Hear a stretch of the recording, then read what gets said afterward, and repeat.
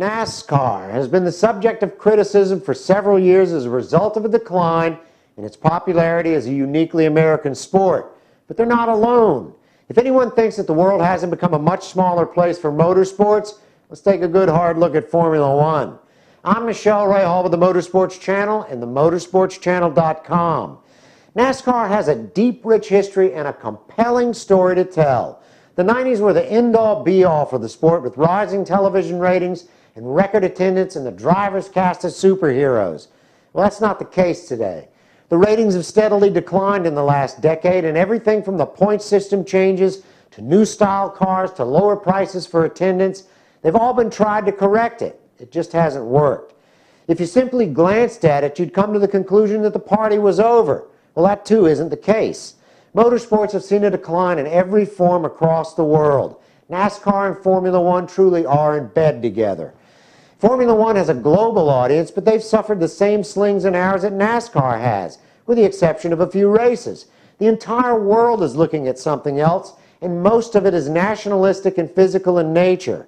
In America, it's the NFL. For the rest of the world, it's soccer. The good news for all you curling fans is your sport's safe in case you were sweating over it. The big question, why is this happening? No one's hit on the answer, but it has to be psychological and sociological in nature, or it wouldn't be happening globally. The malaise is cross-cultural.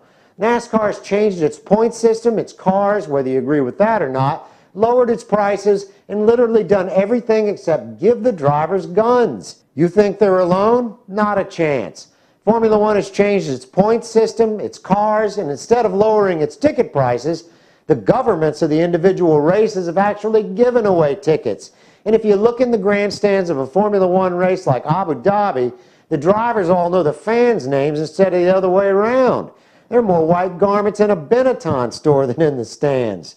NASCAR primarily plays to a domestic audience, but it's pushing hard to get a global foothold. Formula One plays to a global audience, but it's pushing hard to get a U.S. foothold. All the while, they're both in damage control. What's causing this? Nobody seems to be able to pin it down, but it's worldwide, and it's eerily similar to the global economic woes everyone's facing. My bet is that the situation the world's found itself in is manifesting itself in lower numbers for motorsports.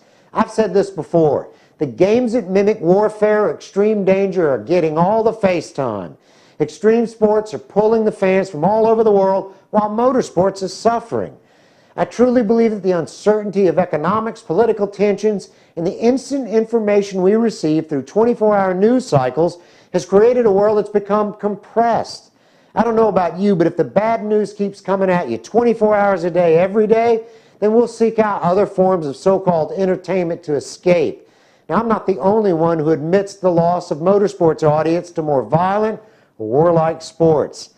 Marshall Pruitt of Speed TV, while interviewing Randy Bernard, the CEO of IndyCar, prefaced his question with this statement, and I quote, "Extreme sports seem to dominate the headlines these days.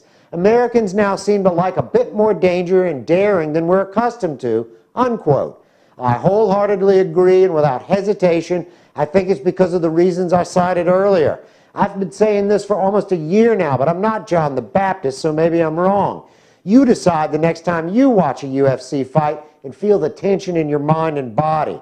The problem is the whole world feels the same way, nervous and searching for relief. My opinion, and I'm directing this to the sanctioning bodies, keep fighting, keep changing, keep surviving. One way or the other, it's going to work out.